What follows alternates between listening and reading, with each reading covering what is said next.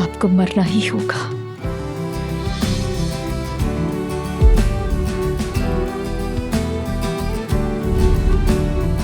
इस खानदान का सबसे बड़ा दुश्मन मेहमत है। उसने एम्बुलेंस तक नहीं बुलाई। हमीद, क्या ये सब तुम्हें अजीब नहीं लगता? डॉक्टर साहब, आप प्लीज जल्दी से रूम नंबर 105 में आ जाइए। उमर, उसने 105 कहा। मेरी अम्मी, खुदा के लिए प्लीज चलिए यहाँ से।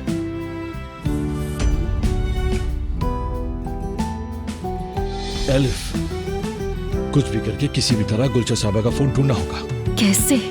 क्यों? हो सकता है बात करते हुए हमारी वीडियो बना ली उसने। कुछ भी करके वो फोन ढूंढो और ला कर दो मुझे।